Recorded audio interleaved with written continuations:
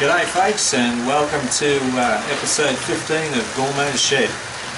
This one we're going to call Tiny Signs, because what we're looking at today is a method that I use for making tiny signs and printing them out onto photographic paper. It's a method that can be used with quite a few drawing programs, possibly even word processors would give the same result. It just depends on the capabilities of the program. I use OpenOffice, which is a free suite of programs from Apache, and that's available for download online if anyone wants to use that. So it's also an important episode for me in terms of my YouTube subscribers. I'd just like to thank everybody for subscribing to my YouTube channel, because now we've reached 100 subscribers, so that's a bit of a milestone for me, I think. So thanks guys for your support. So anyway, we'll get right into the show right now. Here we go. So I'll open that up on my system here. I'm using Windows 10, by the way, and we'll open Office, and I want the drawing program, so I just open that, and here we are, set to go.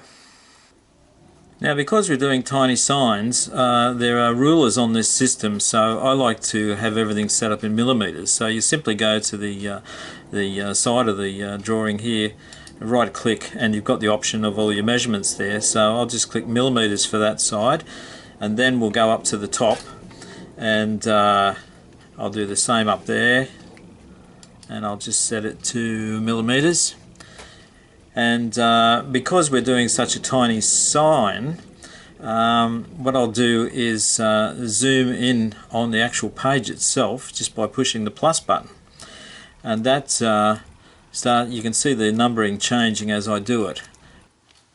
Right, after a bit of fiddling, you can see that I've got the page set up now. I've got my individual millimeters up the top here, so from 0 to 10 is a reasonable spread across there.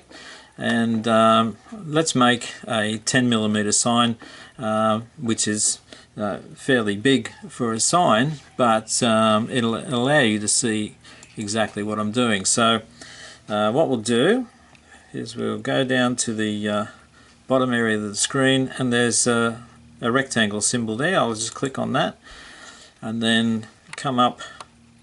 I'll just zoom in a bit. I'll use the corner here as a reference, and we'll make the sign about 10mm by, let's say, 5mm. Right, now we need some text to go in there. So again, back down to the bottom of the screen, and there's a T, so I click on T for text. Now I'm going to firstly do the text outside of the box, so I've got a bit of control over what I'm doing. Sometimes if you try and do it within the box and you click on, say, the text to alter it, the box actually gets highlighted. So at this stage I'm just keeping the two of them separate. So you can see a giant cursor has come up, and what I've got to do is go up and set the size of the text I want, and I'll do that up the top again. I'll zoom out a little bit. Now at the moment it's saying it's Arial and the size is 18, so I want to use one of the smaller sizes, let's say about 8, which is very tiny actually, and I'll set the font to Cambria. I'll make it bold, and I'll also center the text. And this is very much like word processing, so a lot of you would be familiar with this sort of setup already. So now here we are ready to type our text. So we might make it Gourmet's Shed, and you can see that's quite bold, and actually looks like it's probably a little bit too big for that box. But we'll see. What we'll do is drag it up there. So we'll just drag it over, and you can see, yes, that is too big.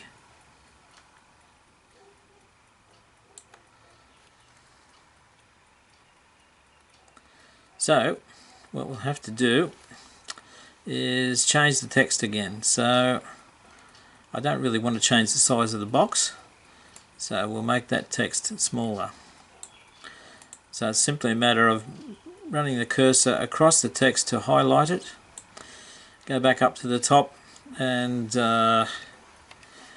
where we were size 8, I'll go down to size 6, which looks like it might be about the right size, and we'll just drag that back up and see what it looks like over the box. Yes, that's just about right. We'll sit that on there.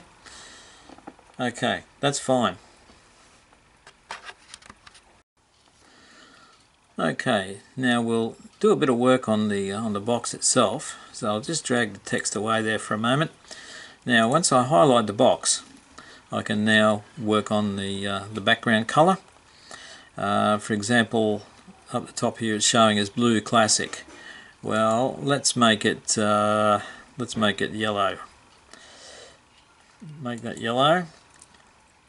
And the box actually has a line around it, which can be altered as well. And if we look over here again, up the top here, it's got the line size is 0, 0. I don't know whether you can see that, but we'll just move over to there and bring you up a bit. It's on 0, 0, 0 there. So I'll just move that up to 0.02, and you can see how it's changed the border around the box. And also it's the line color at the moment is showing as grey, so I will change that to black just by changing the color of the line. We'll change that to black. Now we'll zoom out again because we're getting funny effects from the screen on there. There we go. Right, we'll just move that text up a bit so you can see it. That'll do. Now what we'll do with the text is maybe change that to a red, I think. So we'll just again highlight the text, go up the top to the text color, and we'll pick that red there. That'll do. And now we'll drag that text up into the box. Now that'll do.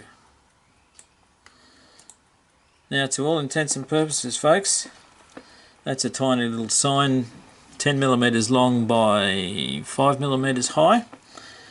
And the next stage is how do we prepare that for printing? Well, first of all, you might want more than one of these signs. So this program allows you to group these two elements, the text and the box, together in one.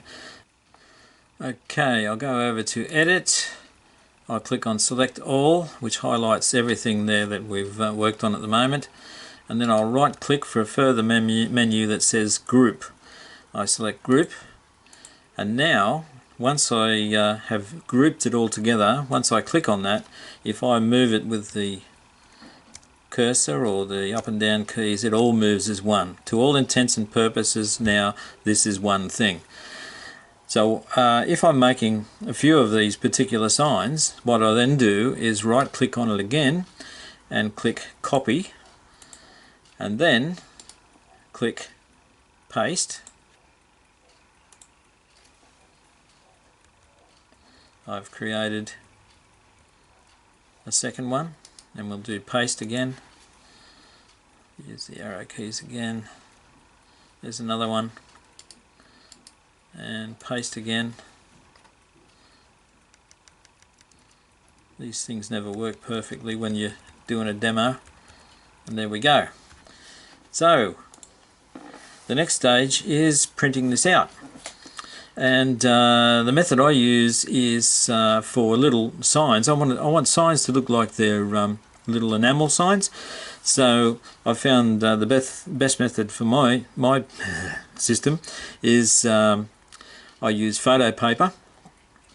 So I will hook this computer up to a printer, and then I'll get a little sheet of 10 by 15 centimeter photo paper, and I'll print them out on there. So that's the next stage.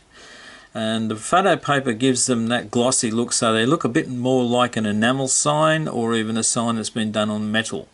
And obviously they have to be printed out from there, but that's the next stage. So in the meantime, I will just save this as a file,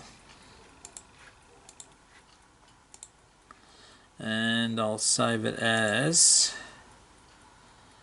let's see,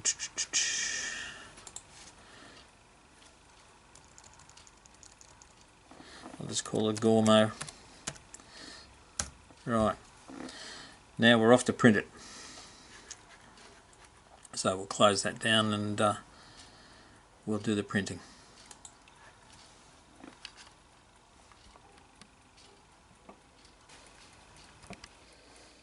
Okay folks, we've printed it out, and as you can see the signs are around the 10mm mark.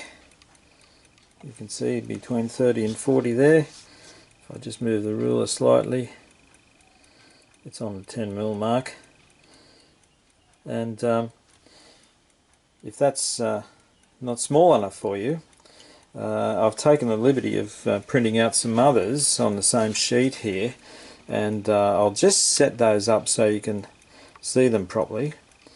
But what I've done is printed out the same thing, but I've used the scaling option on the printer to make them 80% of the size of these. So I'll just turn that around and we'll have a look at those. Right, so here they are, and you can see that these ones are only 8mm long, so therefore 80% of 10mm.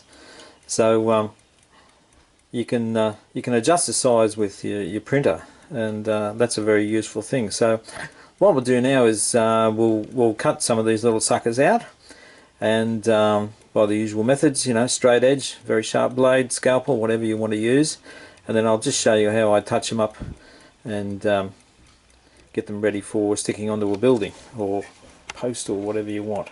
You can see the other ones down there. So yeah, printed two on the one sheet. Okay, won't be a mo. Right folks, here's our little sign cut out, and you can see if I move the paper around a bit how it's got that sort of a shine to it. You can even the text looks slightly raised at this angle. So the next thing we're going to do is I'm going to grab a pair of tweezers to hold this thing, and I'm going to just go around the actual edges with a marker pen to blacken them up so it looks a bit better.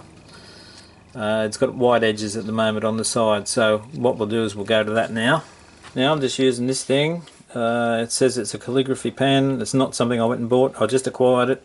It's for lettering, card writing, signatures, etc. But pretty much any black marker will work. This one's particularly good because it has, if I can get the top off, it has this wide tip on it like that, which is particularly good if you're trying to run along an edge. I use the wide part, not the narrow part, to run along the edge, and I'll show you what I do. Now if I can get this thing under the lens. Now this is going to be tricky. Doing this while looking through the camera is not easy actually, so bear with me, and all I do is run it along the top there, and we'll turn it around. Hope you can see this, and we'll do the other one, the other edge, and another one,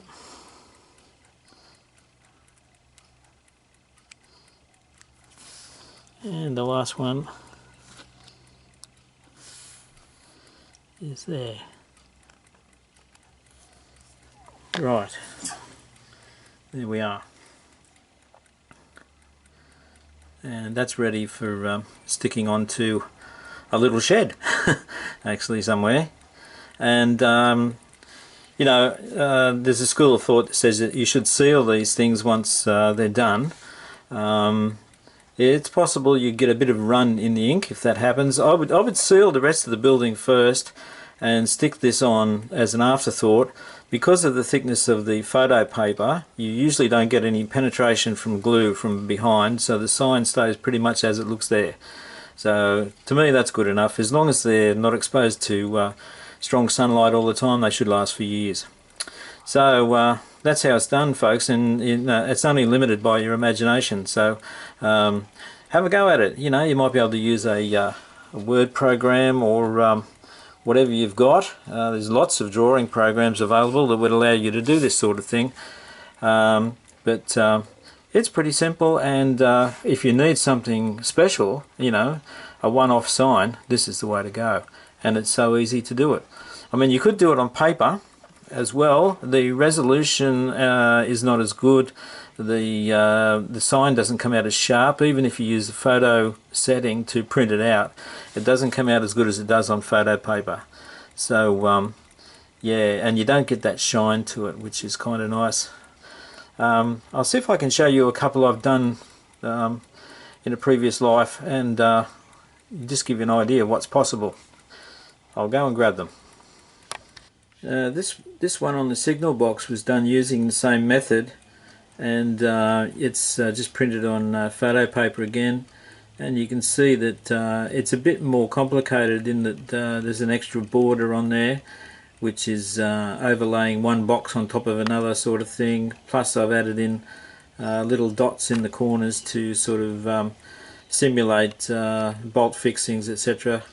But yeah, it's even got that sort of crazed effect on it now, which is not too bad actually, as far as I'm concerned. I mean, we're looking at pretty good magnification here, and really what it looks like to the naked eye is something more like this. So that's how they scrub up. That's one of them. And this is one of my first attempts using this method, and actually in close-up like this it looks a bit rough to me now. But yeah, I made a road sign to go on the side of one of my Metcalfe buildings. There was another one I had which had Penny Lane, where it was a black background with white writing, but that seems to have fallen off at some stage, so I can't show you that one anymore. But you know, it's all the same method.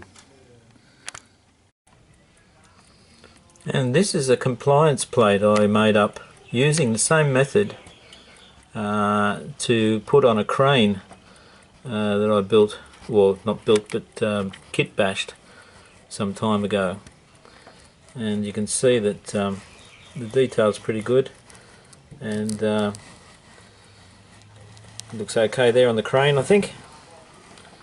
So there you go. So all sorts of possibilities with this method. Well, there you go, folks. I hope you've enjoyed that, and it just goes to show what's possible with a home computer and a cheap printer. My printer is only a $20 Canon bubble jet, so it's no great shakes of a printer, and it just shows what can be done on a bit of photographic paper. Okay, if you have any questions, don't hesitate to ask. You know where I am. That's right, Platform 1 MRC. Cheers for now. Gormo.